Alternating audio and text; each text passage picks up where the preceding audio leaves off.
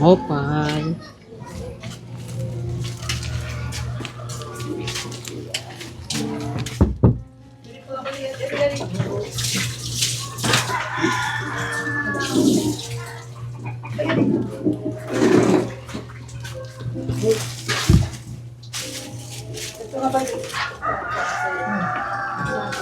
Pasok ko kayo.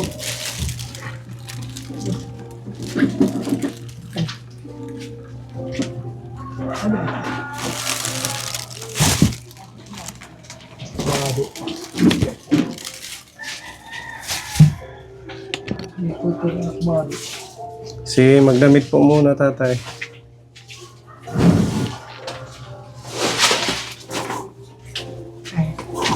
Ang init, ano? Buksan natin ang bintana. Ngayon ko. Hindi nagkanda ko. Mula kanina. Mainit. Buksan mo din muna yan. Mga sinampay ko pinatutuyo ko dito. Mainit kasi. Teka muna. Tanggalin muna natin.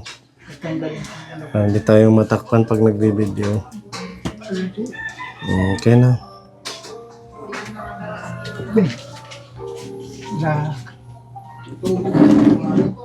Naglabada kasi ako. Labada ka. Sinamantala ko po na malakas ang ulan. Malakas yung agos ngayon, ano? Opo. Madaming tubig si tatay. Kamusta ang ating buhay-buhay? Okay lang naman po, sir. Bagong gupit kayo. Opo. Nagpagupit na naman. Kailan ka nagpagupit? Yung, hindi ko natanda kung Ang kailan. tagal na. Oh, Okay na. Ready na sa piyesta. malapit na pala ang pista natin, ano? Oo. Ano na lang. 3 linggo, magpipiesta na. Oo. Anong handa mo? Nag-aano pa lang ako kung pinag-iisipan ko muna kung magkakatay ako na. Magkakatay ng Yung makakatay ko dito. sana all may kakatayin. Ang katayan na akala mo totoo. Oo nga, ano. Ano man, ang ginagawa mo ngayon, pinagkakaabalahan. Yun lang yung mga counting gawain ko po. Ha? Trabaho ko pinag-anuhan ko ng mga patagpi-tagpi na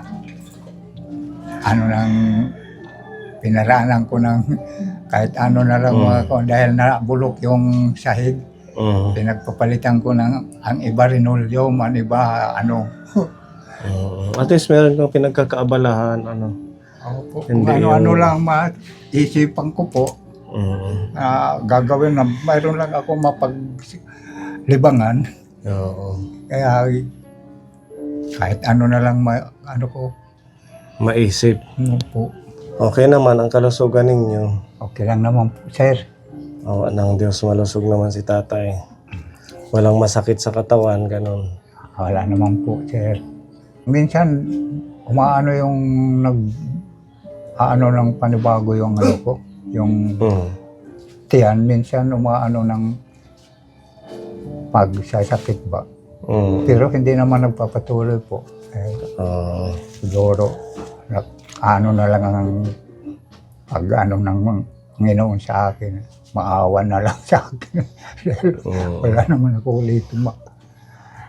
At least okay si tatay Kapone sa kanyang kalusugan. Siyempre, yung ating pabalik-balik dito buwan-buwan, kahit pa paano nakakatulong din yung pag-aayuda ni Tita Tess sa'yo.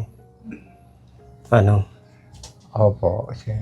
Malaking tulong po yan sa akin ni Tita Tess. Hindi na kayo masyadong nahirapan sa pagkain dahil Hindi naman. may bigas, may kung ano man mga bigay si Tita Tess. Saan na yung gitara ninyo? Diyan po. Ito. Nagagamit mo pa? Okay pa siya? Ano po minsan, na ano ko. Pero minsan hindi ko na ano nung pagdidiin dahil yung kamay ko maano pa rin. Namamanhid. Oh. Ayun lang ang inaano ko. Hindi nyo na natutugtog. Minsan inaano ko, sinusubukan. Wala, testing natin kung kaya mo pa. Ang tagal na rin itong gitara mo, buti okay pa. No? Mag-4 na taon na rin yan. Wala nang binigay Matagal na po natin. yan. Matagal na po yan. Doon pa yan Kailangan sa San matulong. Jose, di ba? Oo, nung nasa San Jose ka pa yan. Oh. Tonohon. Ha? Tonohon. Kailangan itono daw. Wala Pinaano po dahil no, hindi na makita yung cover. Pinapaghahanap ko po yun ng ano dahil hiniram nila noon. Okay lang, kahit walang cover. Ninaano ko lang dahil inaano ng ano yung galing sa taas yung Punasan na lang. galing sa ayan nga. Ang buhay tulad na isang awit lamang mayroon simula at may katapusan ang araw at gabi lumulungkot hirap sa mga suliranin pinaglalabanan ang ating pagkukumari sa buhay. Magbabalat kayo sa katotohanan. Ano man ang aking maging kapalaran. Pag-ibig, tanging Diyos lamang ang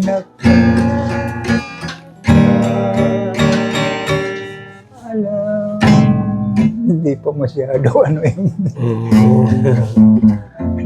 Mag-practice ka para kahit paano meron kang libang-libangan para hindi manigas din yung daliri mo. Kulang na sa practice tatay, ano? Oo nga, minsan ko nga lang ano ito dahil ano yung daliri ko.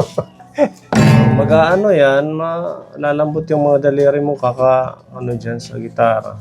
Pag lagi kang nagpa-practice. Tsaka at least libangan. Masarap sa pandinig pag tumutugtog. Minsan hinaano ko nga ito, pinaglilibangan. Libang-libangan mo lang para happy lang ang buhay, ano. Tsaka syempre kailangan mo din lumabas doon sa mga pwede mong pasyalan, hindi yung lagi lang nandito sa bahay. Di ba? Lumalabas ka na ba? Ha? Lumalabas ka na? Opo, minsan nung isang beses nga nagpunta ako doon sa San Jose. Kaso dahil ano ako ng maintenance ko po. Ang kaso, sira ang ano ni Yodo, yung motor. Hindi kami nakarating doon sa center. Oo. Dahil malayo ang paglakad. Malayo ang center nila doon. Malayo. Malayo po eh. Bakit anong gagawin niyo sa center? Ang paghingi nga po ng gamot. Ngayong sa maintenance mo? Opo. Kaya nagpunta ako Meron doon. ka pa ba ngayon, maintenance? Ha? Meron ka pa? Wala na po. Matagal na po na hindi ako nakakaano. Dahil hindi pa nga po ako nakakapunta sa paghingi. Kailangan makabalik ka kasi maintenance yun eh. Dapat Opo nga. regular mong iinumin. Ang inano ko sana, kung hindi sira yung motor na yan, ayun ang pagpunta ko doon. ang bala ko makahingi ako ng maintenance. Tsaka buksan mo tong bahay mo pag ikaw lang. Ilang beses ko nang sinabi sa'yo, i-open mo yung pinto, i-open mo yung bintana. Ngayon ko lang pong siyan sinira dahil Kasi ang umano ng init. umulan. Umaanggi dyan pag umuulan. Ang init masyado pag nakasara lahat. Wala namang ibang papasok dito. Kayo lang naman. Anak mo at saka apo mo. Ha, tatay? Opo. Ito, may dala kaming ayuda. Hinabol natin ngayong araw ng linggo kasi pag weekdays kasi minsan mga busy yung kasama natin kaya hindi ko magawang makapag-mission pag ako lang. Lalo na't pag may mga dala-dala tayo. Tinapay. May prutas ka dito. May orange. Ayan, halagang 2,000 pesos yan na pagmamahal sa'yo ni Tita Tess. Ito ay 10 kilong bigas, tinapay, prutas, Meron ditong biskwit. biskuit. May ito sabong panglabayan. May pangligo din dyan. Ito mga biskuit to. Maraming salamat. Para meron kang pang-snack, tatay. Ito ko lang muna yun. Ayan. Okay, so nandito po yung iba, tatay, mga pangtimplahin. Opo. Pwede mong maulam. Yung maintenance mo, kailangan kang bumalik doon, ha? Yan nga po. Kasi kung hindi, siyempre, hindi natin alam kung tama ba yun na nagme-maintenance tapos in-stop. Baka magka-problema sa iyong kalusugan. Yan nga po. Oh. So, ayan, madami ito. May mga miswa, may palaman, mga canned goods. Ayun na po ang bahala. Pagmamahal yan ni Tita Tess. At since nakakalibre naman tayo ng medisina sa sentro, di ba? Opo. Kailangan mo lang magpunta doon. Walang ibang pupunta kundi kayo dahil kayo yung Ayan nga po. nakapangalan. Sasakay ka lang ng tricycle. Inaano ko nga po yan. Pinag-iisipan ko nga po yan. Kung pwede, sila na lang ang pahingiin ko. Paano ko na lang yung ID ko po. Tanong mo kung pwede yung Kung gano'n. pwede. Kung pwede nga. So, para... Kaya pinag-iisipan ko nga po yan. Para hindi na ako pupunta roon. Oo, sige. Kayo ang bahala. Ito, may pinapabigay ang ating sponsor si Tita M ng Japan. 1,000 ito. Maraming Pag salamat. pupunta ka, ano mo sa pamasahe. Tapos yung iba budget mo na lang sa pagkain. Opo, sir. Kailangan bumalik, ha? Kaya libre naman ang medisina na maintenance. Opo, sir. Sisikapin ko na lang po, sir, na makarating ako doon. Maraming salamat, Tita M, sa bigay mo sa akin na 1,000. Maraming salamat po. Malaking bagay ito sa akin dahil marami akong mabibili nito. Pamasahe, papunta doon sa San Jose, pagtingin ko ng gamot. At kay Tita Tess, ito sa Maraming mga salamat po, Tita groceries. Tess, sa mga tulong mo sa akin ng mga pagkain. Maraming salamat po, Tita Tess. Na walang katapusan, pakikisalamat ko po, Tita Tess, sa mga ginagawa mong kabutihan sa akin. Kung ano-ano mga dinadala sa akin dito nila Sir Pone, maraming salamat po. Na walang katapusan, pakikisalamat ko po, Tita Tess, sa awa mo po sa akin. Yung pag-i-ehersesyo, ituloy mo lang. Kasi ilang taon ka na, tatay, ngayon?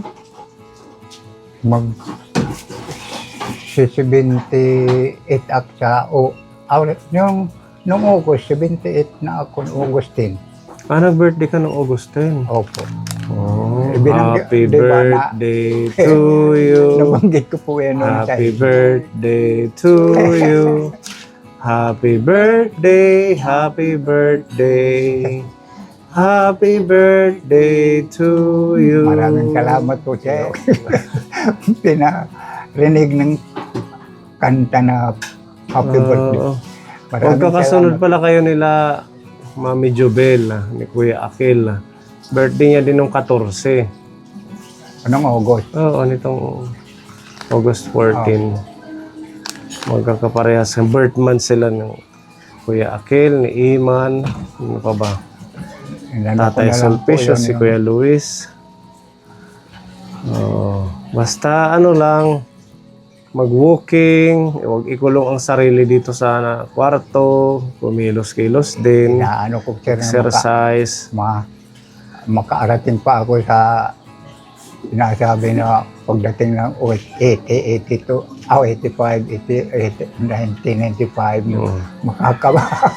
makakatanggap ng tag 10,000. Start ng 80. So 78 ka na ngayon? Opo. O 2 taon, makakatanggap ka na ng bonus ng gobyerno. Kaya magpalakas ka lang at saka mag-ingat sa kalusugan mo. Kasi may bibigay yatang 10,000 pag nag-80, pag nag-85, 10,000, Oh. 90, 10,000, at saka 95, 10,000. Tapos pagdating pa ng 100, mayroong pa 100,000 din. Oo, laking blessing yan sa mga senior. Kaya i-enjoy lang ang buhay, maging masaya lang kayo. Ano tatay? Mayroon akong narinig ng isang, ewan ko kung kailan po yan na nakaano pa ng 100 years. Malakas pa. Oo. Narinig ko dyan sa radio. Depende yan sa sa lifestyle, tsaka sa kinakain. Malakas pa po rin. 100 years old. Meron kaming tinutulungan, 92. Tatay Andres. Malakas-lakas kaso na na yung katawan niya, nakuba na. Sana kayo maging Nakatanggap malusog na rin lang. siya ng Kung wala pa yata, pinaprocess din. Kasi ang ilang dyan, yung naririnig ko dyan sa radio, ang talaga na eksakto 85. Yun nga, Tapos 80, 85, 90. At tapos, yun ang naririnig ko dyan na Pag 92 ka, naantayin mo mag-95 ka ayun nga po. para makareceive ka ng ganon. Ayun ang naririnig Ikaw, ko dyan. kasi 78, aantayin mo para mag-80 makuha mo. Ayun nga po. Ganon yun. Sana nga po. Oo, kaawaan kayo ng ating Panginoong Diyos na humaba ang buhay mo para ma-enjoy mo pa yung mga blessings na natatanggap. Kagaya nito, buwan-buwan na natatanggap na blessings galing kay Tita Tess at si Tita mga kapwa-sponsor natin na laging nagbibigay sa mga seniors. Maraming salamat. At ayan kapwa ang ating pagbisita kay Tatay Sulpicio. Sana patuloy niyo pong tangkilikin itong ating mission sa matatanda. Sa ganun, mas lumawak pa ang ating pagtulong at madami pa tayong ma-reach out ng mga kagaya ni Tatay Sulpicio. Almost 4 years na rin natin siyang nililingap. Babalikan ka na lang namin ulit. At God bless sa ating lahat. At mag-ingat palagi, Tatay, ha? Okay po, sir. Okay, bye-bye. Bye-bye. Maraming salamat po sa inyo. Medyo madilim yung camera kasi against the light po. Mag-ingat na lang po kayo sa pagbibiyahe nyo. Bye-bye, sir. Okay.